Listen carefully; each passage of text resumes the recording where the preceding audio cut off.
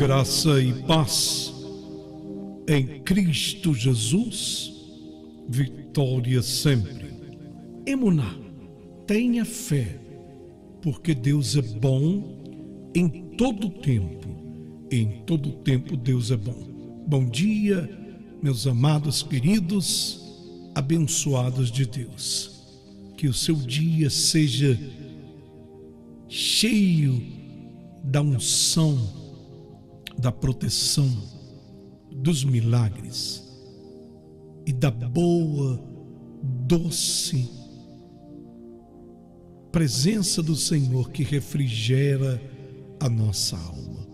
Confesse os seus pecados. Confesse os seus pecados é o devocional de hoje com a oração. Abra a Bíblia no livro dos Atos dos Apóstolos, no capítulo 26, versículo 20, da versão internacional, da nova versão internacional. Atos 26, 20. Eu preguei que eles deveriam se arrepender e se voltar para Deus e mostrar seu arrependimento por suas obras e mostrar seu arrependimento pelas obras. Não existe arrependimento sem obras. O perdão é concedido por parte de Deus para que você e eu possamos ir em adiante sem pecar mais. Ou seja, a conversão, convergir, significa uma mudança de direção, uma mudança de vida, uma mudança de caráter, uma mudança de ações. Às vezes a pessoa confessa a Deus e até diz: eu confessei o meu pecado. Mas você se arrependeu? Você mudou a sua atitude? Às vezes a pessoa confessa o pecado que cometeu diante de Deus e às vezes não confessa o seu pecado àqueles que ela ofendeu, aqueles a quem foram ofendidos. Por exemplo, o cônjuge é um exemplo. Por exemplo, um homem casado, uma mulher casada, cometeu o pecado do adultério. Você não pecou somente contra Deus, você pecou contra os votos sagrados do matrimônio. Então, você não vai receber o perdão total enquanto você não confessar para sua esposa, para o seu marido. Mas muita gente se cala e o peso, a opressão do pecado continua dentro do coração da pessoa. Você veja que Davi, ele escondeu o pecado dele e foi necessário que o profeta Natã fosse confrontar ao rei, mostrando o que ele tinha feito. Aí depois ele orou, aquele salmo famoso, ele diz: enquanto eu me calei, enquanto eu não confessei os meus pecados, meus ossos foram se destruindo dentro de mim. Quer dizer, ele estava sendo consumido pela culpa. Por isso que a pessoa, ela cai, ela se desfaz, ela se destrói, porque a culpa está fazendo ela sofrer. Mas é bem fácil se livrar da culpa. Basta a pessoa confessar.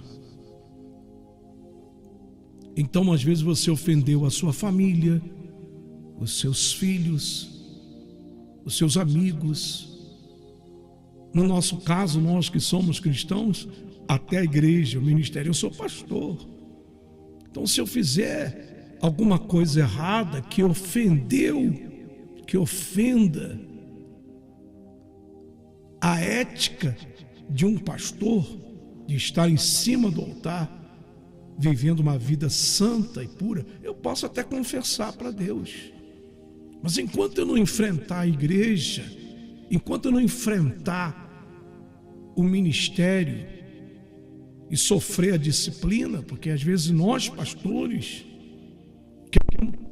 queremos disciplinar as pessoas, mas às vezes a gente não quer ser disciplinado. Mas aquele que disciplina tem que aprender também a aceitar a disciplina. Então, se eu não confesso para Deus, eu não tenho salvação. Se eu não confesso para a igreja, aquela igreja vai ficar doente. Aquela igreja vai ficar afundando espiritualmente, porque um pastor enfermo leva as pessoas a viverem uma congregação enferma. Você que é pastor, que está escutando, mais importante que você se mostrar no ministério está a tua salvação. Busca salvar a tua alma e salva a tua igreja também. Então, quando nós confessamos nossos pecados para Deus e também aos outros, nós passamos a ter uma consciência limpa, e o Senhor nos cura. Na Epístola de Tiago, capítulo 5, versículo 16, também da versão nova internacional, diz assim: confessem seus pecados uns aos outros e orem uns pelos outros para que sejam curados. Olha, o Tiago está dizendo aqui que nós temos que confessar os pecados uns aos outros e orar um pelos outros para sermos curados. Aí você pensa que essa cura que ele está falando aqui é cura de doença, de enfermidade? É sim também. Mas precisamente o que ele está falando é da cura da alma, da cura do espírito. O perdão que chega, quando você libera perdão, você libera vida. Então aquela pessoa que é perdoada, ela recebe vida, ela é curada. É curada no espírito, é curada na alma. A vida daquela pessoa é livre das prisões do inferno. A pessoa fica liberta das redes do maligno que estão levando aquela pessoa para o abismo. Que forte, que maravilhoso. Unge a tua cabeça com o óleo da santa unção. Ó Deus misericordioso e maravilhoso Pai, hoje estamos tocados pela tua santa e preciosa palavra, que descobre a nossa vida, que expõe quem somos, porque podemos nos esconder de todo mundo, mas jamais poderíamos nos esconder do Senhor. Ó Deus, nós queremos que o Senhor venha trazer essa sinceridade de espírito, para que a pessoa que estiver escutando essa oração possa buscar confessar o seu pecado diante de Deus, para que a alma, o espírito dela seja curado. Te pedimos ajuda, Senhor, a todos nós, para que possamos caminhar dentro da plenitude que o Senhor nos oferece. Querido Deus, obrigado pela sua graça, por sua graça, Senhor. Que nós tenhamos a força e a fé necessárias para consertar as coisas da nossa vida e vivermos dentro de uma retidão e justiça. O justo é a pessoa que anda em retidão, aquele que anda de acordo com a vontade de Deus.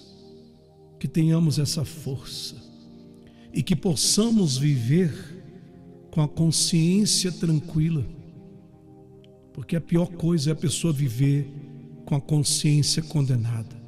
Ela não tem paz, ela perde a vida, ela perde o brilho no seu rosto, ela perde a alegria.